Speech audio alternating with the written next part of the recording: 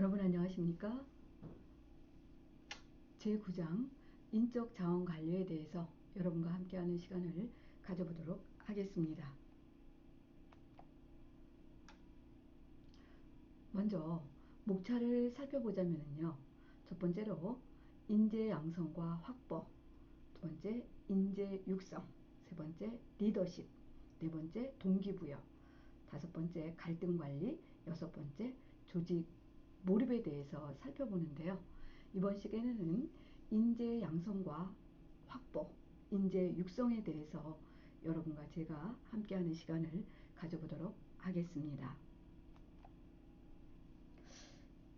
먼저 이제 인적 자원 관리라는 것은요, 조직 목표 달성에 필요한 노동력을 확보하고 합리적으로 이용하는 관리 활동이라고 볼 수가 있습니다.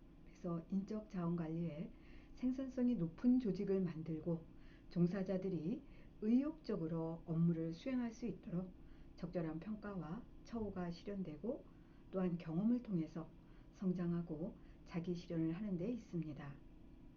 인적 자원 관리의 일반 이론보다는 복지 서비스에 필요한 인재를 육성한다는 차원에서 이번 시간에 이제 여러분과 제가 함께 한다라는 것입니다. 그러면 제1절 인재 양성과 확보에 대해서 살펴보도록 하겠습니다. 복지기관은요, 서비스 대부분을 복지사가 이용자에게 직접 제공하므로 기관의 종사자는 단순한 경영자원이 아니라 서비스질을 결정하는 중요한 원천이라고 볼 수가 있습니다. 또한 복지기관의 인적자원관리는 서비스 제공 주체로서 종사자를 이해하고 그들의 가치를 높여주는데 주력해야 한다라는 것입니다. 인적자원관리의 다양한 요소로는요, 개별적으로 관리되지 않거나 또한 일련의 흐름 속에서 전체적인 시스템으로서 관리되어야 한다라는 것입니다. 또한 조직 문화나 풍토에 영향을 받으므로 기관 전체의 사명이 명확해야 한다라는 것입니다. 이것을 기초로 해서 경영 전력이 세워지고 조직의 구조화가 이루어진다라는 거죠. 그래서 인적 자원 관리의 목적은 첫 번째로 조직 목표 달성에 기여하고, 두 번째는 조직의 생산성 향상, 세 번째는 조직의 작업 생활의 질의 고양, 네 번째는 구성원의 욕구를 충족시켜 직무에 대한 동기 부여라는 것입니다. 그러면은요, 그림 9-1과 같이 채용과 능력 개발 등에 의해 조직에 필요한 인재를 확보하고 육성하고 적재적소에 배치를 해야 된다라는 것입니다. 또한 노동의 조건을 정비하고 인사 고과를 실시하고 또한 보수를 제공하는 일련의 관리 활동으로 이루어지고, 급여 제도와 교육 연수 제도와 같은 개별 제도 실시뿐만 아니라 각 요소가 유기적인 연결을 지니고 시스템 전체가 한 몸처럼 운영되어야 한다라는 것입니다. 그래서 인사 시스템에 대한 그림 9-1을 참조하시면 되겠습니다. 다음은 인재 양성과 확보에서 첫 번째로 인재 확보와 채용에서 인사 방침 수립에 대해서 살펴보도록 하겠습니다. 기관에서 3년에서 5년 정도 되면 장기적인 서비스 경영 전략을 고려할 때에는요, 누구에게 어떤 서비스를 어떻게 제공할 것인가에 대한 기본적인 관점을 정리해 둘 필요가 있다라는 것입니다. 이에 따라서 조직 경영 전략이나 사업 영역에 근거를 해서 인사 방침을 결정해야 한다라는 것이고, 또한 법령상 최저한으로 필요한 인원 규모로 할 것인가, 아니면 단기적으로 즉각 투입할 수 있는 인력이 필요한가, 또는 중장기적으로 시간을 투입하여 육성하는 인력이 필요한가. 법인의 인사 방침이 정해지면 관리자 이상의 중역들은 철저히 방침을 이해해야 한다라는 것입니다. 또한 복지 인력의 수요가 지속적으로 증가할 것이기 때문에 현장 전체로 볼 때에 경기 상황이라든가 산업의 동향이라든가 종사자 처우 문제 등으로 인해서 필요한 인재를 확보하기 어려운 상황이 계속될 수 있다는 거죠. 그래서 어느 시기에 어떤 지역과 분야에서 서비스를 제공할 것인가 등에 대해서 서비스 계획의 성공은 그에 맞는 지침을 설정을 해서 해당 인재를 확보할 수 있는지 여부가 관건이 될 수 있다는 것입니다. 그래서 법령상 최저한으로 필요한 인원 규모로 할 것인가, 단기적으로 즉각 투입할 수 있는 인력이 필요한가, 중기적으로 시간을 투입하여 육성하는 인력이 필요한가, 어느 시기에 어떤 지역과 분야에서 서비스를 제공할 것인가 등 서비스 계획의 성공, 그에 맞는 지침을 설정해서 해당 인재를 확보할 수 있는지 여부가 관건이라는 것입니다. 다음은 인재 확보 방법에 대해서 살펴보도록 하겠습니다. 우리가 이제 인재 확보의 일반적 방법은요, 우리가 채용이라는 것입니다. 그래서 채용에 의해 노동력을 조달하며 조직에 필요한 인재 수요를 충족하고 채용된 직원은 대표자와 고용계약을 체결하고 시장형 서비스가 확대되면은 인재 확보 방법은 더욱 세분화되어서 우리가 고용관계에 근거한 정규 직원이라든가 고용관계가 있지만 기간과 일수, 노동시간 등 고용계약 내용이 다른 비정규 직원인가 또는 직접적인 고용계약 없는 인력 파견인가 업무 위탁 등으로 구분될 수 있다라는 것입니다. 또한 채용의 경우에는요, 인사 방침에 근거를 해서 필요한 직원의 기술, 직원의 자질, 직원의 능력, 규모, 시기 등을 결정해야 한다는 것입니다. 그래서 충원 계획을 세우고 직무 분석을 거쳐서 직무 기술서 그리고 직무 명세서를 작성한다라는 것입니다. 그래서 직무 분석은 지휘에 해당하는 과업을 분석해서 업무에 수반하는 의무와 자격을 명확히 함으로써 적합한 지원자를 판단하기 위한 기준이라는 것입니다. 또한 그 내용에는 업무 수행 시간이나 가업의 분류, 기술 수준과 자격 등 직무 담당 인력의 특성 등이 제시되고 직무 기술서는요, 직무의 성격과 내용, 수행 방법, 직무를 통해 기대되는 결과 등을 서술해 놓은 문서라는 것입니다. 예를 들어보자면요, 소속 부서 등 직무를 다른 사람과 구별시켜주는 직무 명칭이라든가 직무의 목적과 기대되는 결과를 서술하는 직무개요, 직무 수행에 필요한 도구와 장비를 명시한 장비, 직업 조건과 수행 장소 등의 환경적 특성, 요구되는 책임과 행동 등 작업 활동과 관련된 내용이 요약되어 있어야 되고 직무 명세서는 특정한 직무를 효과적으로 수행하는 데 필요한 종사자의 지식과 기능, 능력 등이 요약되어야 되고 살펴보아야 된다라는 것입니다.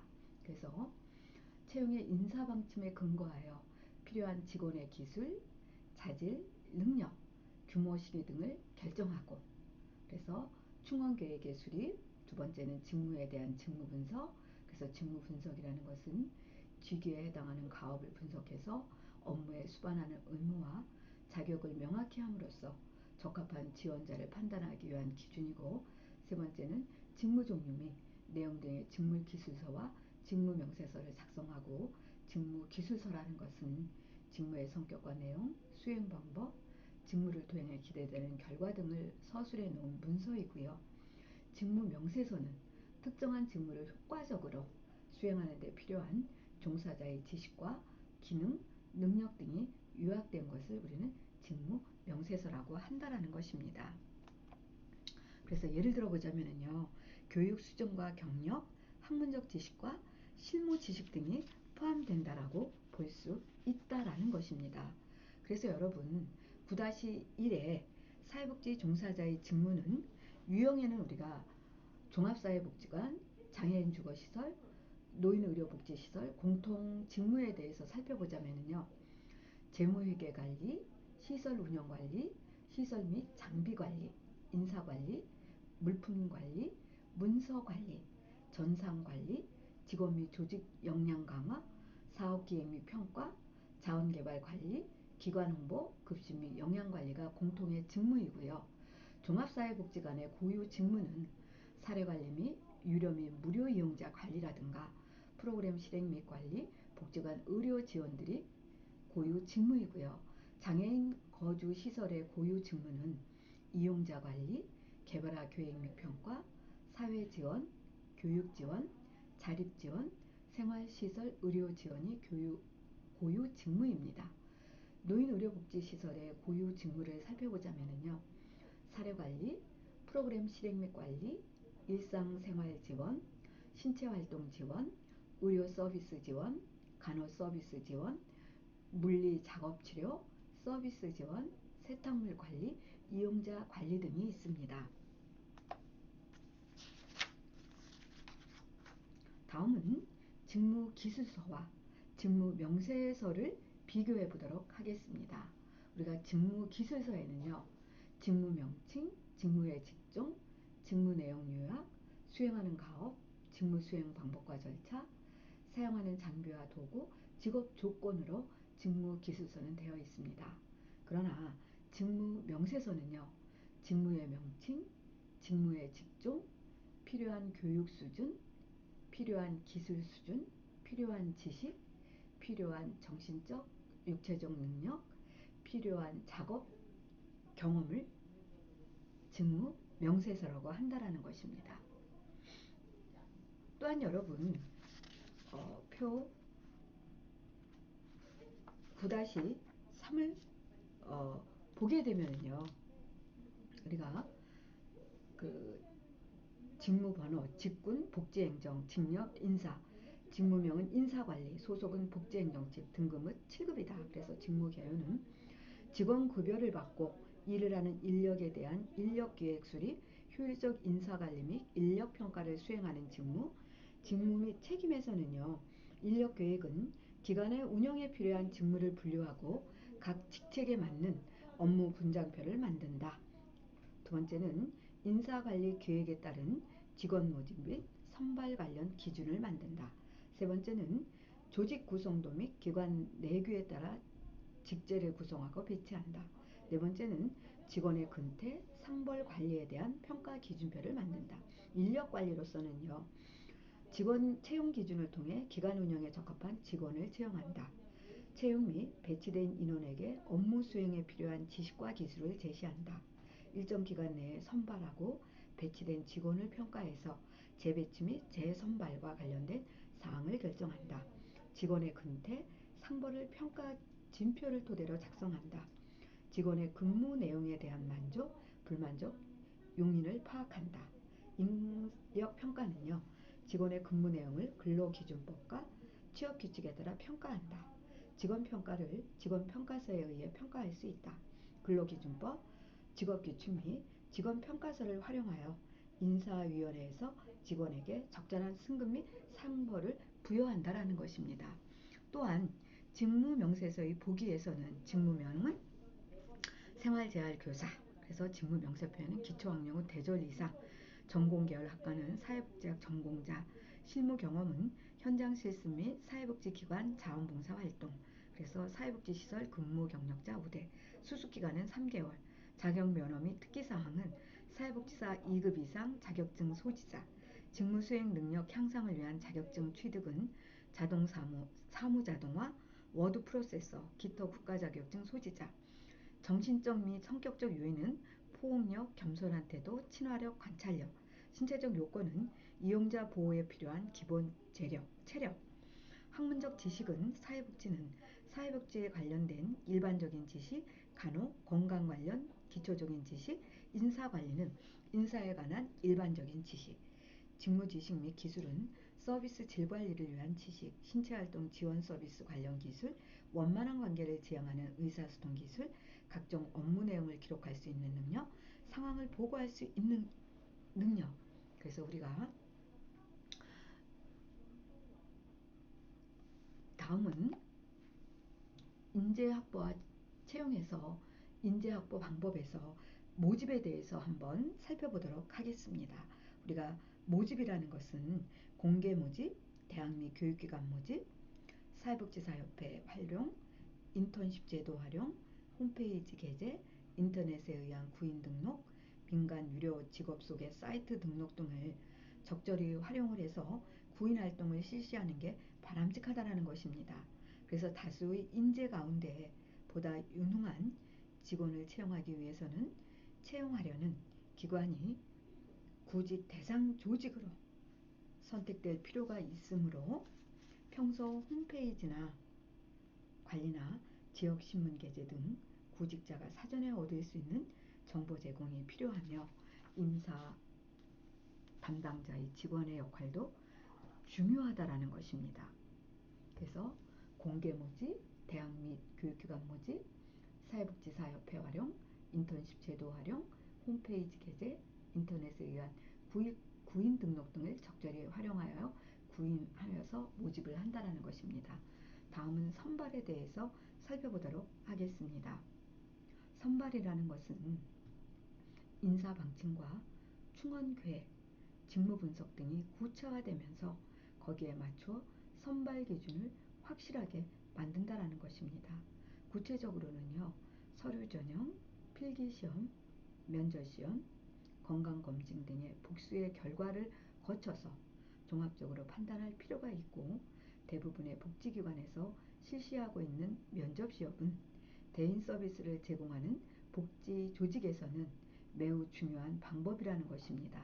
그래서 채용 시에는 이력서, 서약서, 졸업증명서, 자격증명서, 기타 급여와 보험, 연금 등의 증명서 및 신고서, 건강검진 기록 등 인사 정보로서 필요한 정보를 확보하고 인사 기록으로서 관리를 둘 필요가 있고, 선발된 지원자에게는 그 사실을 통보하고 업무 내용과 월급이라든가 의무와 책임 관계 등의 중요사항을 알려주게 되고, 선발의 경우에 기관장이 단독으로 결정하는 기관도 있지만 인사위원회를 통해서 관리자와 해당 업무 사회복지사의 의견이 반영되어서 최종 결정을 하는 것이 바람직하다라는 것입니다. 그래서 선발은 구체적으로는 서류 전형, 필기시험, 면접시험, 건강검진 등의 복수의 결과를 거쳐서 종합적으로 판단한다라는 것입니다. 그래서 인터넷을 통한 사회복지기관의 모집 광고의 예를 살펴보자면요, 시설명, 그래서 장기 요양기관 소재 지적구, 모집 분야는 사회복지사, 인원은 1명, 현재 1명 근무 중이며 추가 인원 모집합니다. 지원 자격은 사회복지사 2급 이상 관련 자격증 소지자, 자차 출퇴근 운행 가능자, 근무처는 원내, 급여 기준은 175만원, 4대 보험 가입, 퇴직연금 가입, 주 5일 근무, 근무 시간은 09시부터 18시, 그래서 8시간, 칼출근, 칼퇴근, 제출 서류는 이력서, 자격증, 사본, 기타 등등. 제출 서류 기간은 7월 6일부터 7월 25일까지 2021년, 나이 제한은 25세에서 39세까지, 거주지역 환영, 연락처, 담당자, 이렇게 이제 사이트를 이용해서 공고 내용을 낼 수 있다라는 것입니다. 다음은 인재 양성과 확보에서 인재 확보와 채용에서 배치와 이동에 대해서 살펴보도록 하겠습니다.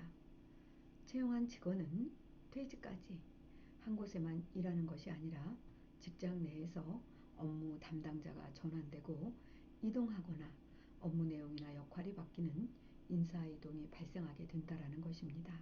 또한 인사이동은요, 직원 개인의 경력을 개발하고 능력이나 기술 등의 인재의 가치를 향상시킬 목적으로 실시한다라는 것입니다.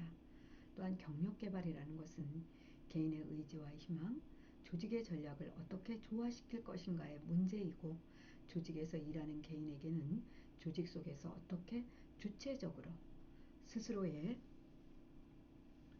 업무를 설계할 것인가, 네, 그리고 문제이다라는 거죠. 그래서 조직과 개인 모두에게 필요한 것이라는 것입니다. 그래서 최근에서는 경력 컨설팅이라는 시스템도 만들어지고 있다는 거죠. 그래서 개인 종사자의 경력에 대해서 직업 내에서 컨설팅을 행함으로써 개인의 희망과 기업의 욕구를 매칭시켜서 실현 가능하도록 만드는 것이고, 복지기관은 영리 기업에 비해서 조직 내부에서 직원의 유동성이 매우 낮다라는 것입니다. 왜냐하면은 복지 서비스는 한 개 법인이 한 개 시설만 운영하는 소규모일 경우엔 특히 이동 가능성은 폭이 좁고 직종을 한정하여 채용하는 경우가 많으므로 감옥의 범위도 제한되고, 또한 배치 전환이나 이동이 서비스 실천 내용의 변화를 수말하므로 더욱 제한된다라는 것입니다. 이동이라는 것은 일반적으로 경영적 필요성에 의해서 관리자 주도로 이루어지고, 만일 직원의 능력이나 희망에 맞지 않으면 직장 생활에 큰 부담이 되어서 퇴직으로 연결될 것이고, 이런 문제를 해결하기 위해서 자유신고 제도를 고려할 수 있고, 직원의 개인적 사정이나 희망을 스스로 통보하고 그것을 고려하여 경력 현상에 반영하고 직원 사정과 조직 인사 정책을 조화시키려는 것이고, 사내 공모제도 가능하고, 예를 들어 보자면 신규 프로젝트 사업을 시작할 때 기관 내 모집 공고와 같은 형식을 빌려서 자유롭게 응모하게 하고, 근무자 이동으로 거주지 변경이 예상될 경우에는 여러 가지 사정으로 불가능하여 급여 등 처우가 다소 낮아지더라도 한정하여 선택하는 근무 제한적 직원 제도를 둘 수 있고, 또한 종사자의 생활 스타일에 맞추어서 선택할 수 있는 방법이 될 수 있다라는 것입니다. 그래서 보다 직장 내에서 업무 담당자가 전환되고 이동하거나 업무 내용이나 역할이 바뀌는 인사 이동이 발생하게 되고, 인사 이동은 직원 개인의 경력을 개발하고 능력이나 기술 등 인재의 가치를 향상시킬 목적으로 실시하고, 최근 기업의 경력 컨설팅 시스템은 개인 종사자의 경력에 대해서 기업 내에서 컨설팅을 행함으로써 개인의 희망과 기업의 욕구를 매칭시켜서 실현 가능하게 만드는 것이고, 이것은 자율신고제도, 사내 공모제도, 근무지 한정, 직원제도 등이 있다라는 것입니다. 그래서 배치와 이동에 대해서 살펴보았습니다. 다음은 제2절 인재 육성에서 인재 육성의 필요성에 대해서 살펴보도록 하겠습니다. 복지 서비스는요, 호텔과 레스토랑 서비스와 달리 사회적 재원이 필요한 사람들에 대한 대인 서비스라는 거죠.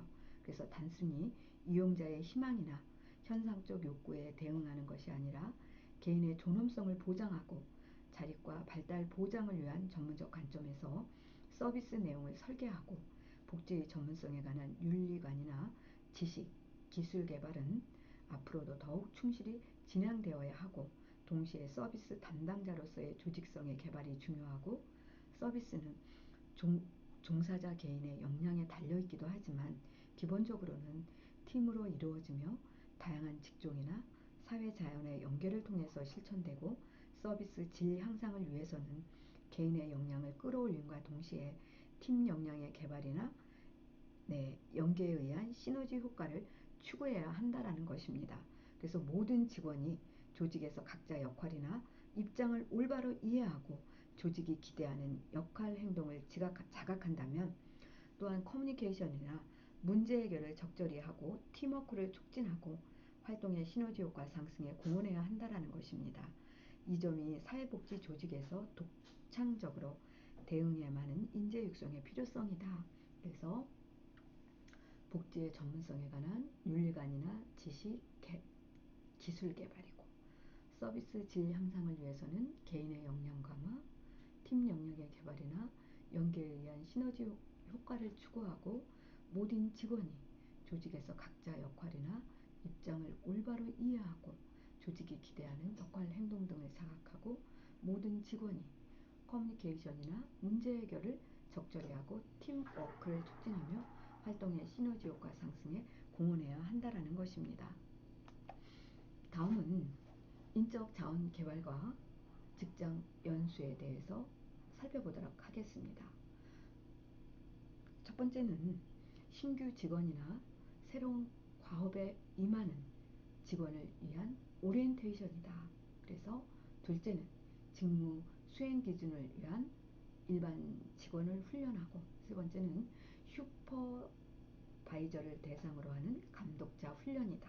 네 번째는 슈퍼바이저보다 높은 계층에 속하는 중급 및 고급 관리자 훈련이다. 그래서 표 9-5 직장 연수의 기본 형태는 OJT는 On the Job Training, 직무를 통한 연수. 이것은 직장 상사 선배가 직무를 통해서 또는 직무와 관련시켜서 부하 후배를 지도 육성하는 연수고, OFF JT는 Of the Job Training은 직무와 분리된 연수다. 직무 명령에 의해 일정 기간 일상 근무를 벗어나 행하는 연수, 직장 내 집합 연수와 직장의 연수에 파견하는 방식이고, SDS는 셀프 디벨롭먼트 시스템이라는 것은 자기개발 원조 제도는 직원의 직무 내외 자주적인 자기개발 활동을 직장의 업무로 인지하고 경제적, 시간적인 원조나 시설을 제공한다라는 것입니다. 다음은 슈퍼비전에 대해서 살펴보도록 하겠습니다.